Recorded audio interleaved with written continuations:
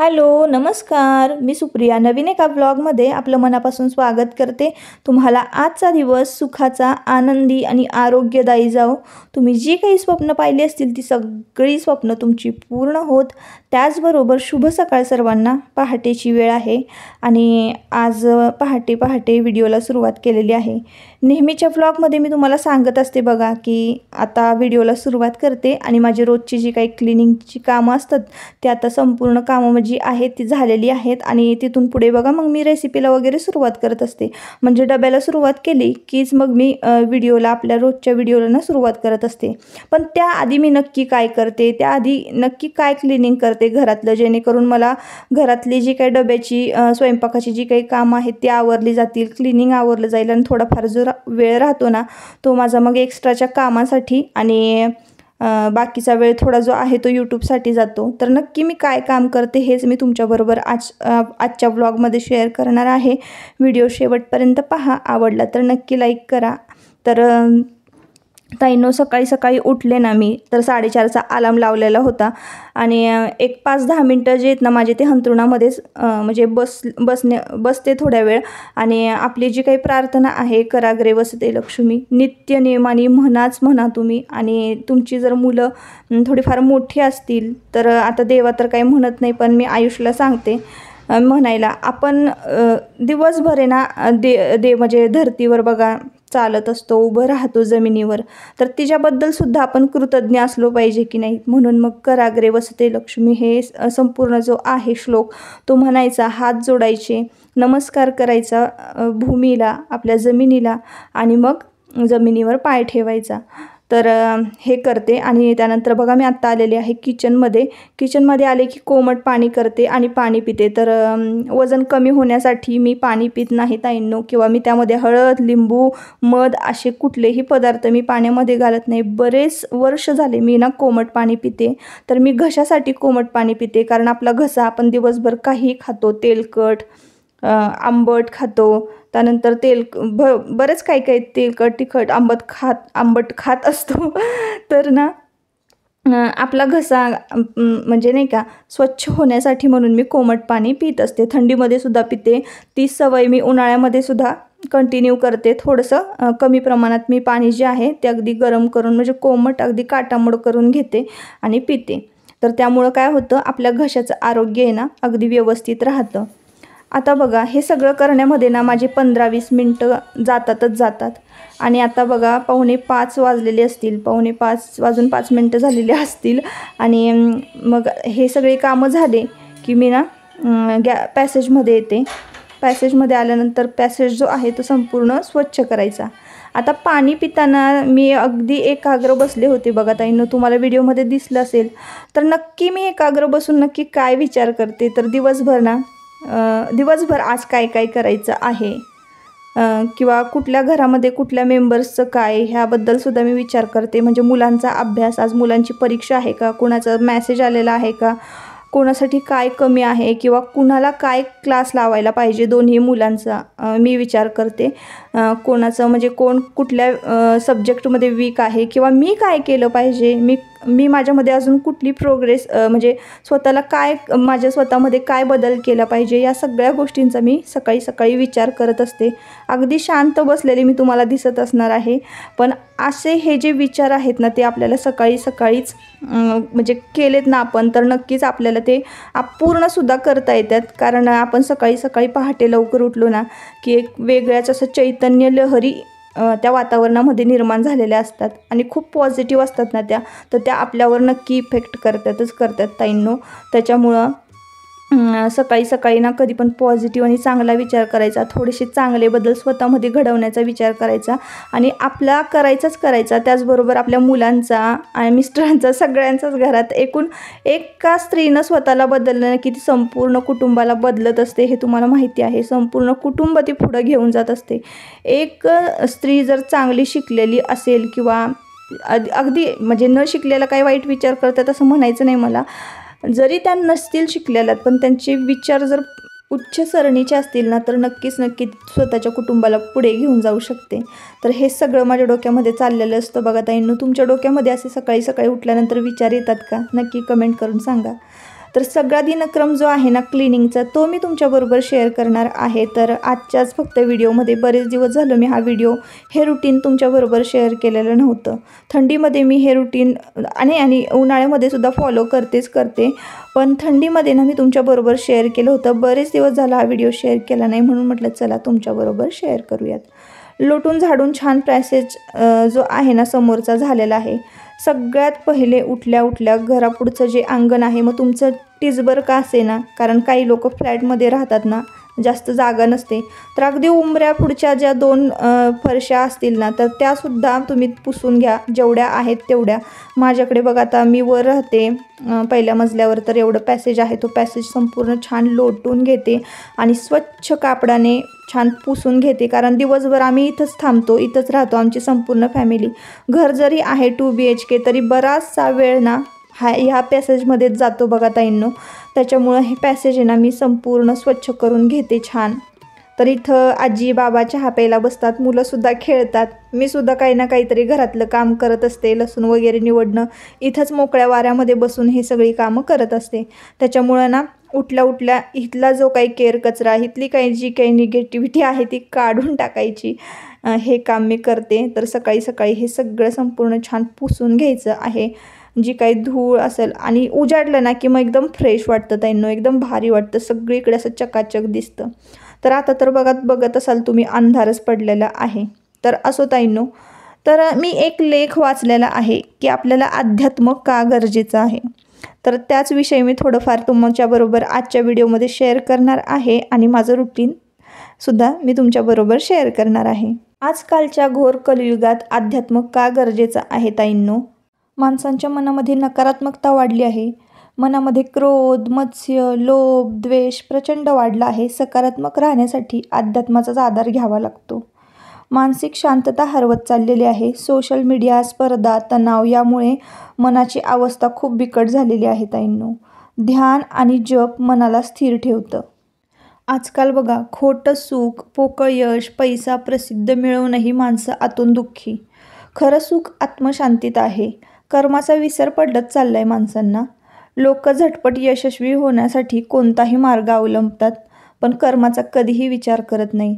तर आपण कुठलंही कार्य करत असू किंवा कुठलं एखादं काम करत असू ना, तर ते चांगलं आहे की वाईट हे आपला आधी स्वतःला विचारलं पाहिजे हा प्रश्न ताईंनो. आणि जर चांगली ती कामं असतील ना, नक्कीच तुम्हाला 100% त्याचा रिझल्ट किंवा त्याचं फळ जे आहे ते तुम्हाला चांगलंच मिळणार आहे. इकडं बघा, मी मिरच्या आणलेल्या आहेत आणि मिरच्या आता आपल्याला निवडायच्या आहेत. आता बघा, इकडे अजूनही अंधार आहे आणि लोटून पुसून जे आहे ना ते माझं आत्ता झालेलं आहे. घरामध्ये आता आलेले आहे ताईंनो. पुढचं जे रुटीन आहे ना, तर ते आता सगळं फर्निचर जे काय आहे ते पुसायचं. खिडकी वगैरे जी आहे, खिडकीची चौकट ती पुसून घ्यायची. घरातलं लोटून झाडून करायचं आणि मग लादी वगैरे पुसून घ्यायची. तर सगळं हे उजाडायच्या आधीच माझं हे सगळे जे क्लिनिंगची कामं आहेत ना ती झालेली असतात. कधीतरी मी खूप उशिरा झोपले ना रात्री, तर हे थोडंसं आवरण्यासाठी मला थोडा वेळ म्हणजे जातो. मी उशिरा उठते ना, मग 6-5:30च्या दरम्यान जर उठली ना, तर मग मला तरीसुद्धा 7-7:30 वाजतातच ही सगळी कामं आटपायला. आणि तिथून पुढं मग 7:30च्या नंतर मग डब्याची तयारी करत असते मी मुलांची. आठवड्यातनं एकदा सोफा वगैरे मी क्लीन करून घेते व्हॅक्यूम क्लीनरनी खिडक्या वगैरे क्लीन करून घेते. त्यामुळे एवढं काही जास्त स्वच्छता करण्याची गरज नसते, पण झाडझटक ही दिवसातनं एकदा तरी झालीच पाहिजे. दिवसभर म्हणजे काय होतं, ज्या निर्जीव वस्तू आहेत ना त्यामध्ये जीव आणण्याची सुद्धा ताकद बघा आपल्यामध्ये असायला पाहिजे. दिवसभर ते आपल्या सेवेसाठी सज्ज असतात की नाही, सोफा म्हणा किंवा निर्जीव वस्तू म्हणा, त्यांच्यामध्ये आपण प्राण ओतण्याचा प्रयत्न करतो. म्हणजे घरात एखादी स्त्री असेल ना, तर कुठलीही वस्तू अगदी तोडकी मोडकी असेल का नाही, तर ती बघा नीटनेटकी करण्याचं किंवा हे काम ती करत असते ना, तर त्या वस्तूमध्ये जीव ओतण्याचं काम ती गृहिणी करत असते. तसंच असतं बघा, घरामध्ये प्रत्येक वस्तू जी आहे ना ती तिची मैत्रीण असते, ती तिच्याबरोबर बोलत असते. तर असं असतं, आपण झाडझटक करतो प्रत्येक वस्तूची, ती प्रत्येक वस्तू आपल्याला बरोबर लक्षात राहते कशी आहे काय आहे. आता तुम्हाला एक उदाहरण सांगते बघा, आपण आपल्या वाटीमध्ये भाजी घालून शेजारच्यांना दिली, तर शेजारच्यांनी चुकून जर आपल्याला दुसरी वाटी दिली तर आपण लगेच ओळखतो की ही वाटी माझी नाही आहे, की माझी वाटी मला पाहिजे, असं असतं. बऱ्याचदा असं होतं बघा. तर आपल्या घरातली गोष्ट आहे की नाही, आपल्या घरातली प्रत्येक वस्तू ही आपल्या ओळखीची झालेली असते. ती कधी घेतली, कुठं घेतली, ह्या सगळं आपल्या डोक्यामध्ये फिट बसलेलं असतं ताईंनो. क्लिनिंग माझं झालेलं आहे, छान मस्त आंघोळ वगैरे झाली, देवपूजा झाली, बरेचसे जी कामं होती ना मधली तर ती झालेली आहेत. आणि आत्ता मी इथे मॉर्निंग वॉकला आले. तर आम्ही जिथं सकाळी सकाळी मॉर्निंग वॉकला जातो ना, तिथं बघा हे असं निसर्गरम्य वातावरण असतं, झाडांमधून चमकणारा सूर्य आणि मोकळा रस्ता, हे बघायला खरंच खूप भारी वाटतं.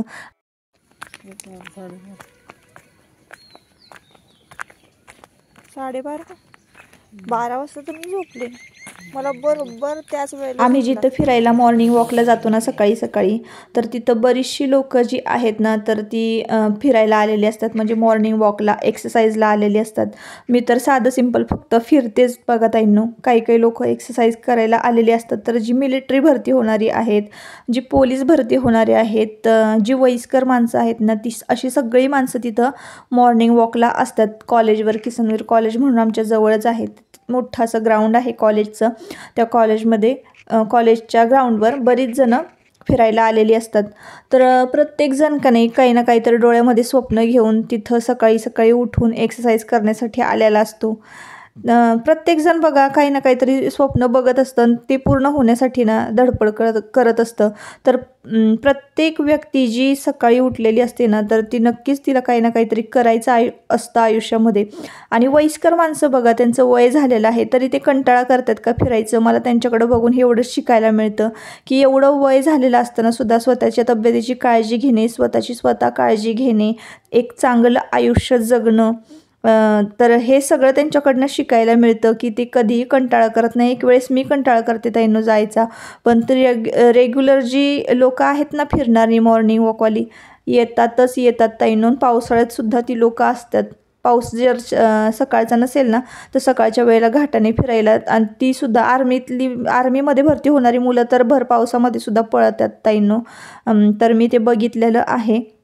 इकडे आले बघा घरामधून तुम्हाला जे रस्ता आहे समोरचा, तिथलं जे वातावरण आहे ते दाखवलं. छान ऊन पसरलेलं आहे. तर थोडाफार वेळ मिळालेला आहे. बाकीची सगळी क्लिनिंगची कामं आटपलेली आहे. आज अन्नपूर्णेचं पूजन झालेलं आहे, देवपूजा झालेली आहे, क्लिनिंग झालेलं आहे, टॉयलेट बाथरूमसुद्धा मी क्लीन केलेली आहे. अशी बरीचशी कामं केलेली आहेत. त्यातली फक्त थोडीच मी तुमच्याबरोबर शेअर केली. आणि आता थोडाफार वेळ मिळालेला आहे, तर चला मग म्हटलं थोडंसं आपण पेपर चाळूया. तर सकाळी 7 वाजता आमच्याकडे पेपर येतो ना, तर पहिल्याच पानावर बघा नागपूरची बातमी आहे. नागपूरमध्ये जी दंगल झालेली आहे, जाळपोळ झालेली आहे. तर आता सध्या बघा एक विषय खूप गंभीर झालेला आहे, औरंगजेबाची कबर. तर त्याविषयी सगळीकडे चर्चा चाललेली आहे. तर तेच पहिल्या पानावर आलेलं आहे त्याविषयीच. तर तेच मी वाचत होते. संपूर्ण पेपर असा मी जास्त चाळत नाही, ज्या मेन हेडलाईन्स आहेत ते वाचते, आणि जास्त इंटरेस्ट वाटला तरच संपूर्ण बातमी वाचते. नाही तर संपूर्ण बातमी वाचेपर्यंत ना मला पेंग आलेला असतो ताईंनो. वाचन म्हणजे मला आवडतं वाचायला, नाही असं नाही, पण असं खूप म्हणजे पेपर वाचायचा कंटाळा येतो. गोष्टी वगैरे कथा असतील ना तर त्या, किंवा ग्रंथ वगैरे वाचायला आवडतं. पेपर वाचायचा थोडा कंटाळा येतो, त्यामुळं पेपर मी कधीतरीच चाळते, नाहीतर पेपर मी काही वाचत नाही. आणि आता बघा चहा वगैरे घेतला, नाश्ता झाला, थोडासा चहा खाल्ली की मी टेरेसवर आलेली आहे. आणि आज ना मला जुनी ज्वारी जी आहे आमची ती वाळत घालायची आहे. तर वर्ष होऊन गेलं तर ज्वारीला. मग म्हटलं आळी झालेली असेल तर पहिलं म्हटलं चला आपण ही ज्वारी जी आहे तिला ऊन दाखवून घेऊया. एक ऊन जरी दाखवलं ना ताईंनो, आळी काहीही होणार नाही किंवा किडा वगैरे होणार नाही. सध्या बघा अन्नधान्य तर सोन्याच्या भावामध्ये विकलं जाणार आहे. मला तर असं वाटतं जर आपण शेती कमी करत गेलो, पीक जर कमी निघत गेलं ना, तर विचारूच नका, सोनं स्वस्त होईल आणि अन्नधान्य महाग होईल असं मला वाटतं. तर अन्नाची म्हणजे निघणाऱ्या पिकाची, शेतातून निघणाऱ्या पिकाची तर किंमत केलीच पाहिजे.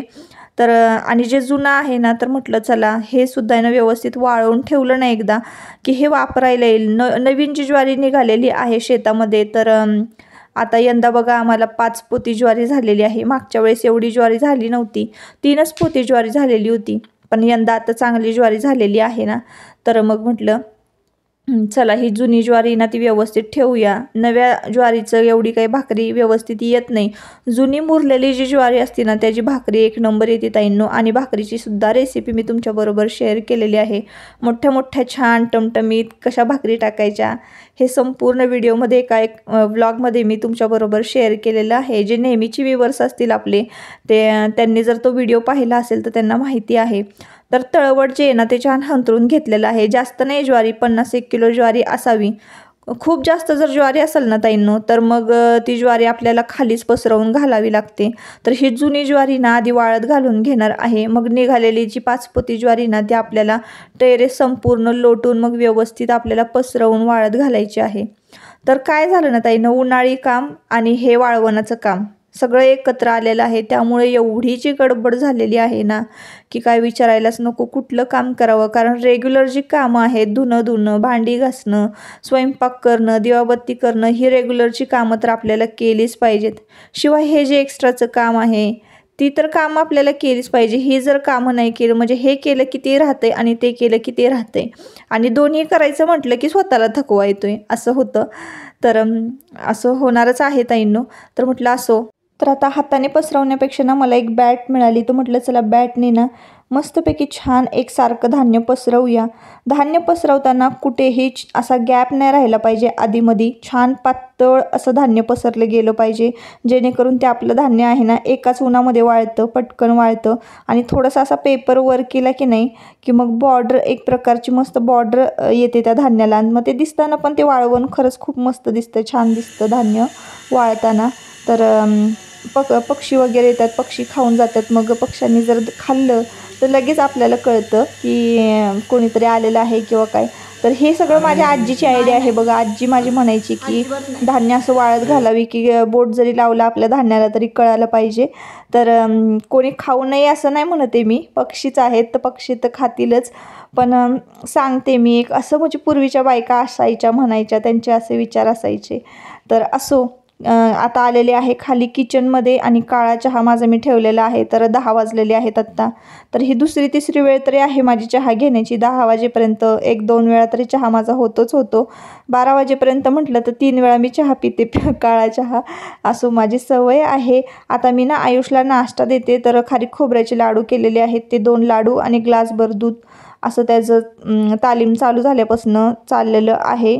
आणि इकडं बघा आता जेवण झालेलं आहे आमचं. मी अंडा करी केलेली आहे, भात केला, भाकरी केल्या, चपाती केली. भाकरी केल्या नाही कारण भाकरीला पीठ नव्हतं. तर आता इकडे ना उन्हाळ्याचे दिवस आहे बघा, म्हणून मी मुळा, काकडी, गाजर, बीट हे सगळं कट करून घेतलेलं आहे दुपारचं जेवण.